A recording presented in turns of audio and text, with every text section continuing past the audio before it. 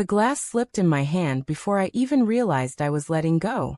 It hit the floor with a sharp crack that cut through the hum of laughter around the table. For a moment, I couldn't hear anything else.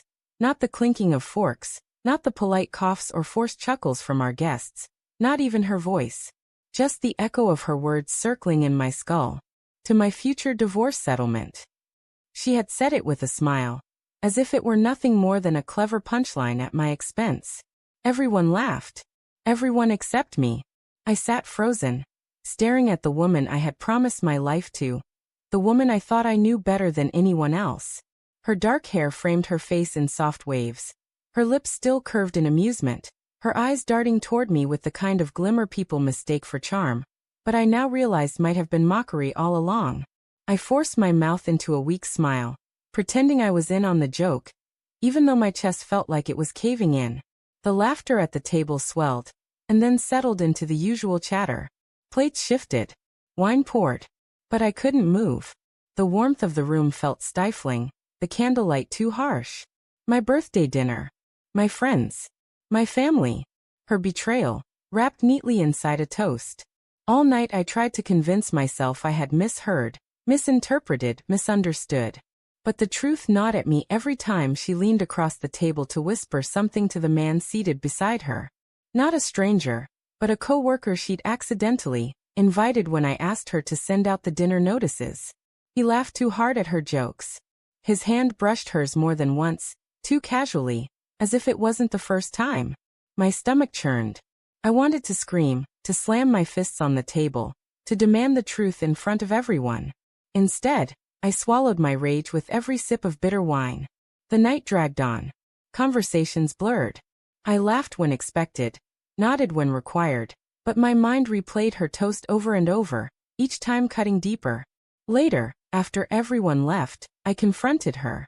What was that supposed to mean? My voice was low, trembling not with fear but with the weight of betrayal. She didn't flinch. She stood at the sink, rinsing wine glasses, her reflection in the kitchen window layered over the black night outside. It was a joke. Don't be so sensitive. A joke? About divorcing me. Her silence stretched, the only sound the steady stream of water. Then she set the glass down and turned to face me, her expression unreadable. Maybe it wasn't just a joke. The air thinned around me. My hands curled into fists at my sides. What are you saying? I'm saying I've been unhappy for a long time. I thought you noticed. Unhappy. The word hit harder than I expected. My mind scrambled through months, years of small moments. Her late nights at work, her sudden disinterest in our rituals, the way she avoided my touch sometimes. Red flags I had painted over with excuses. Why him? I asked, my voice cracking. Her eyes flickered, guilt passing like a shadow across her face. She didn't answer, and that silence told me everything. That night I lay awake, staring at the ceiling while she slept beside me, her breath steady, as if unburdened by the words she'd flung at me. Every inhale of hers was another reminder that she was already gone, even if her body still lay inches away. My thoughts spiraled. Anger boiled, then cooled into despair.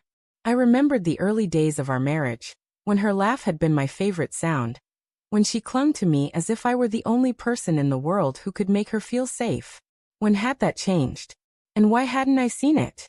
The clock ticked through the night. I stared at her profile in the dim light, trying to reconcile the woman I married with the stranger beside me. In the days that followed, I watched her differently. Her phone always face down on the counter. Her smile too quick when his name lit up the screen.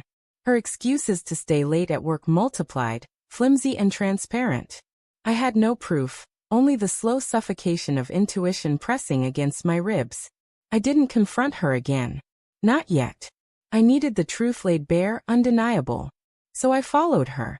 One evening, after she said she'd be working late, I parked across the street from her office. My heart pounded as I watched her exit, not alone, but with him. They walked too close. Their laughter carried too easily. When his hand settled on her back as they disappeared into the glow of a restaurant, the world around me blurred. It was the confirmation I dreaded and expected all at once. Back home, I sat at the dining table, the remnants of my birthday still scattered around. The torn wrapping paper, the half-empty bottle of wine, the unused candles. She had given me a watch that night, engraved with the words "Forever yours." Forever. I laughed bitterly, the sound hollow in the empty room.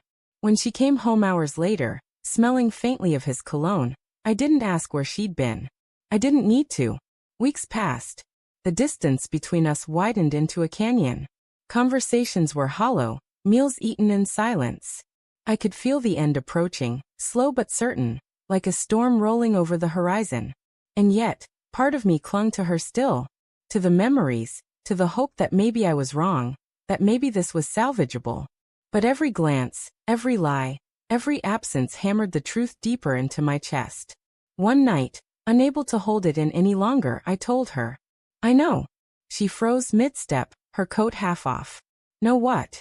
About him. About everything.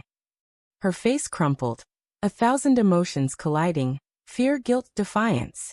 She didn't deny it. She didn't apologize. She only said, I didn't want you to find out like this. And that was it. The final nail.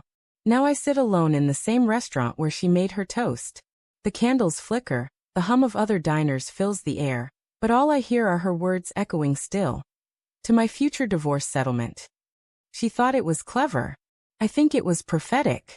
The papers are signed. The house is quiet. My birthday feels like a lifetime ago. I raise a glass, not to her, not to the wreckage of what we were, but to the silence that follows. To the truth, I whisper. And I drink.